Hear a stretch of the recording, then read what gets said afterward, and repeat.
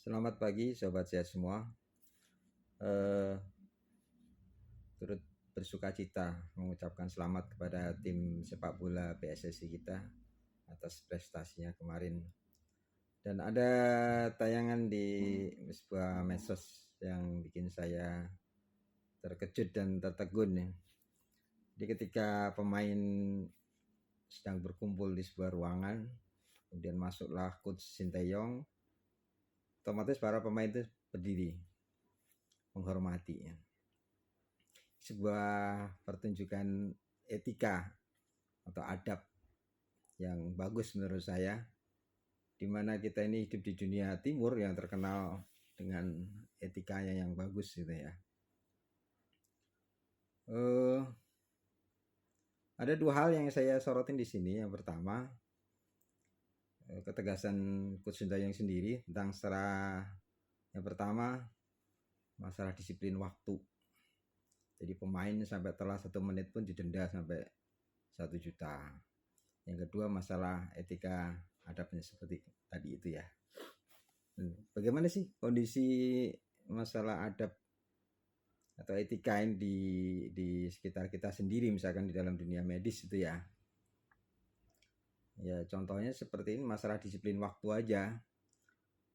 Untuk teman-teman sejawat yang rumahnya lebih dekat ke rumah sakit aja kadang datangnya telat gitu, nggak bisa tepat waktu. Nah, saya contohkan sendiri saja, misalkan bahkan yang rumahnya di dekat sebelah rumah sakit ini saya sindir dengan ibaratnya nembus tembok aja udah nyampe gitu kan. Itu bisa telat juga gitu ya. Rumah saya sekitar 30 km. Jadi kalau PP itu sekitar 60 kilo. Udah saya jalani selama 20 tahun. Dari awal naik angkot sampai sekarang saya jalani dengan naik motor. Nggak pernah namanya telat waktu. Saya mesti datang lebih awal, paling nggak minimal setengah jam. Bahkan kadang 1 jam sebelumnya saya udah nyampe di rumah sakit. Nah, sekali-kalinya saya telat itu karena waktu itu saya masih pakai motor metik yang baru ya, generasi awal, pecah, robek ban dalam. Waktu itu belum ada ban tubeless ya, jadi pakai ban dalam. Nah, kebetulan robeknya itu di deket pentil ya. Dan tukang tambal itu nggak bisa menambal, harus ganti ban baru. Dan pada saat itu dia merasa nggak bisa membuka motor metik ini karena dia belum ada pengalaman. Jadi terpaksa akhirnya saya minta tolong ambulan rumah sakit untuk membawa motor saya pulang.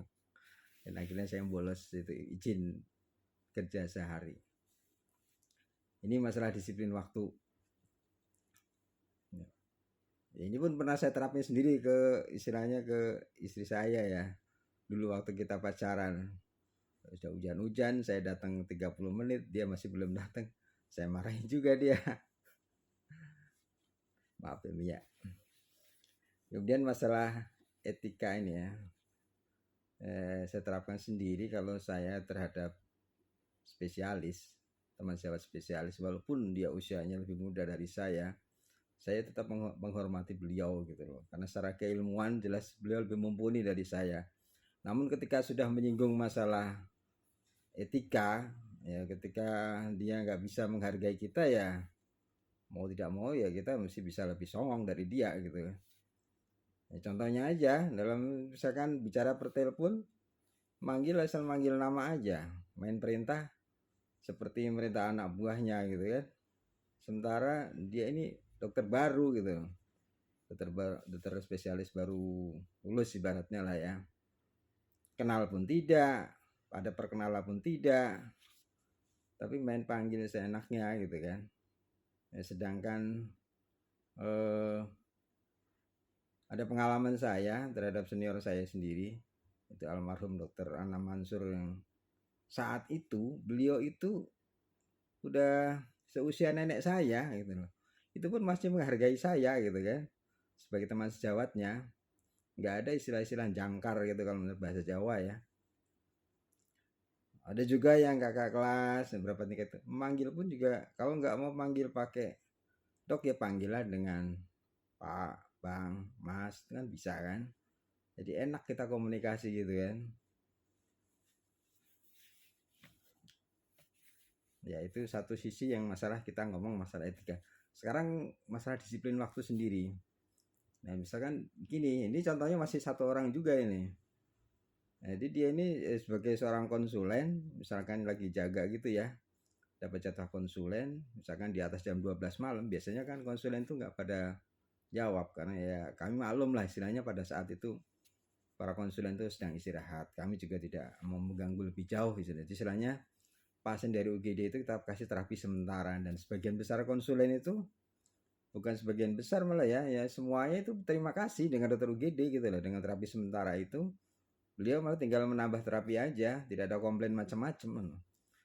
Tapi ada juga yang perilakunya aneh gitu kan, sudah tidak menjawab, nggak mau jawab terapi, giliran pagi jawab jam 5 ada perkataan yang nggak enak tuh.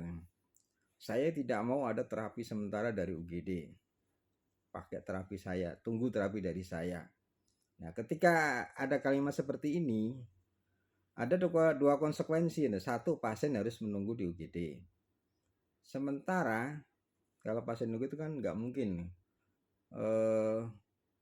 dia mesti nggak nyaman di UGD kan. UGD itu kan lalu lintas pasien rame, kadang teriak-teriak segala macem, ya bisa istirahat, mereka pasti komplain. Yang konsekuensi kedua, kalau misalkan kita kirim ke ruangan dengan terapi sementara, dan pagi hari saat beliau menjawab konsulan dan terapinya harus kita ganti dengan terapi beliaunya yang beliau inginkan, itu kan seolah-olah dia pengen bersih sendiri gitu loh, pengen bagus sendiri dibanding spesialis yang lain. Jadi ibaratnya ini loh, saya jawab tepat waktu, padahal kalau ditelisik lebih lanjut dari jam itu kan ketahuan dari operan pasien, terapi awalnya diberikan apa, sebagian besar kan mesti agak beda dengan terapi spesialis yang definitif kan. Dari situ sudah kelihatan. Terus ngapain sih harus berusaha pengen bagus sendiri gitu loh. Ya biasa aja, atau spesialis yang lain juga banyak ya seperti itu gitu loh. Kalau misalkan di atas jam 12 malam nggak bisa dihubungi, ya udah terima aja terapi sementaranya. Toh ini pasien-pasien yang nggak harus menunggu di UGD. Misalkan pasien karena demam, karena diare, karena nyari perut, itu kan bukan pasien yang harus menunggu terapi yang demikian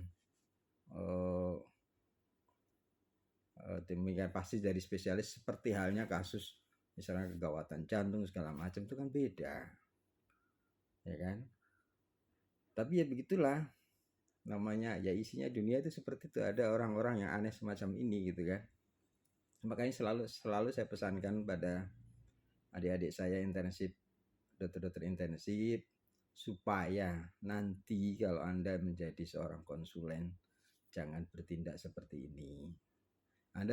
Saya sudah mencontohkan, Anda sudah mengalami sendiri kan, diperlakukan seperti ini, tapi jangan perlakukan teman sejawat Anda nanti pada saat Anda jadi konsulen seperti ini. Itu suatu hal yang tidak bagus. Demikian sahabat sekalian, semoga bermanfaat. Kita adalah bangsa Timur yang beretika dan beradab. Dan adab itu lebih utama dari ilmu. Salam sehat Indonesia.